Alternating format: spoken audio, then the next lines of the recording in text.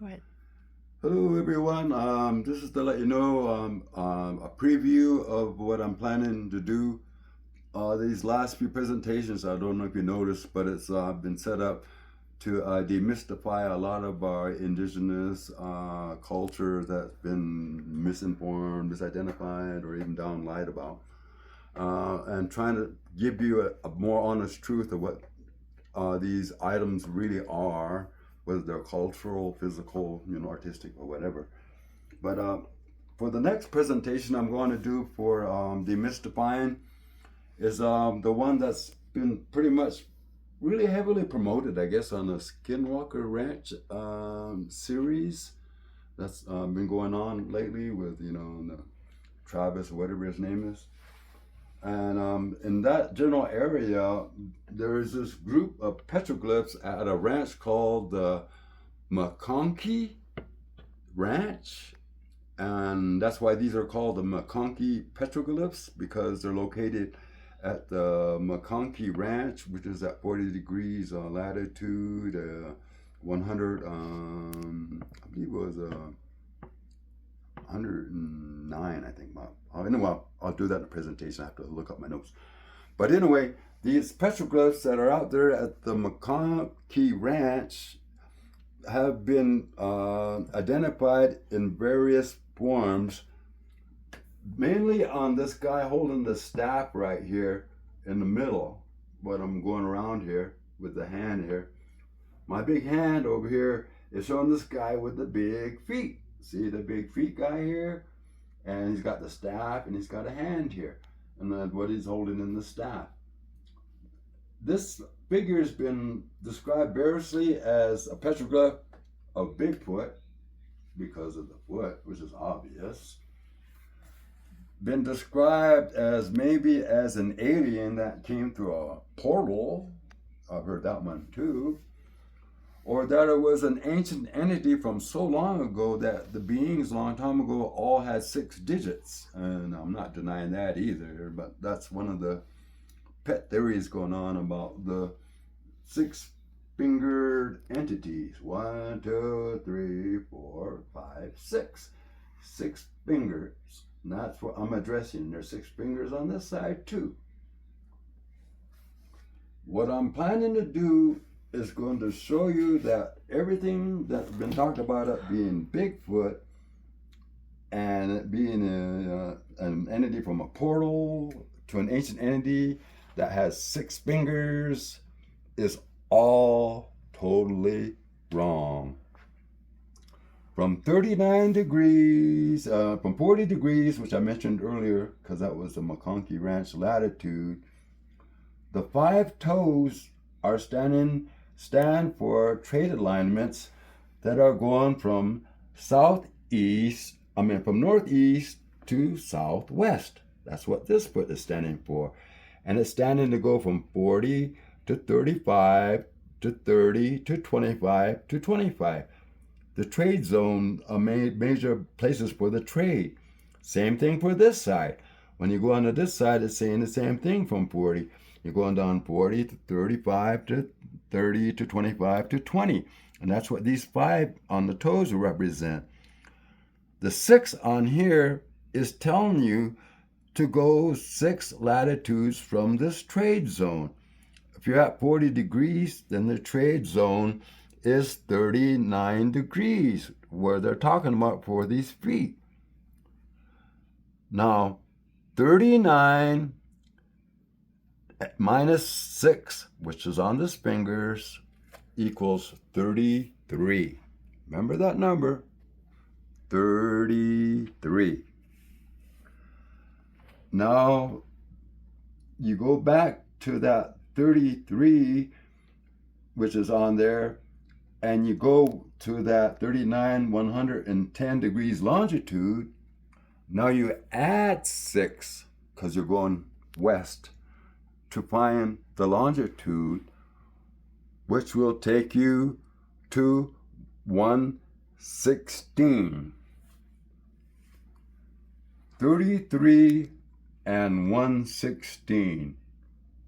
Now watch, I'm going to show you something with 33 and 116. Now remember I said 39 minus 6 equals 33 degrees latitude. 110 degrees longitude plus the 6, because we're going west, equals 116 degrees longitude. 33 degrees latitude. Look, 33 degrees latitude. Look over here, 116 degrees longitude. And where is it? That is the location for the petroglyphs in the Hemet area of California. And if you go over one more latitude, it'll take you to La Jolla outside of San Diego, which takes you out to the Pacific Ocean, which is part of this trade alignment. But what I just showed you, that short example, shows you exactly what that six-fingered figure is trying to point out where to go. So the arm is like longitude and the feet are latitude? 6 is telling you what to add or minus. Okay. 5 is the latitudes and the longitudes. Okay, so wherever you're originally standing and hanging out right next to that petroglyph or pictograph, from there you figure out the latitude and the longitude that is like 6 down and 5 or 5 longitude this way or that way, and latitude is the feet. See, if you had a little corner here and you had 40 degrees and 109, you don't put it in the middle on these corners, you put it at the very corner where it's almost at the very edge. Why? So you could align it to where it's pointing to. And where is it pointing to? 39 degrees latitude, 110 degrees longitude. Why? Because it's located at 40 degrees latitude and 109 longitude. So that petroglyph pointed out this petroglyph specifically by latitude and longitude. It's petroglyph to petroglyph. The Hemet petroglyph to the McConKie petroglyphs. Wow. And do they know what tribe that one is with? That's pretty cool. It's probably just a multiple tribe area, like you said, trading. Colleen, you're talking about something that was created before the Ice Age. What tribe existed then? I don't know. You think you know? You think I know?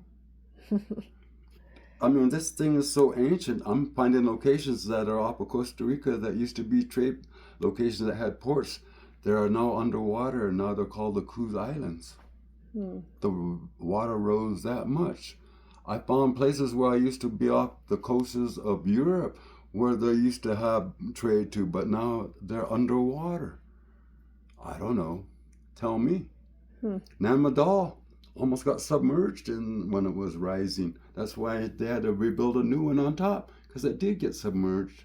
And they had to build on top of the old one because the water rose that high. People aren't paying much attention about water rising and all that, because there's a lot of things that are under the ocean. I even know where Atlantis is located.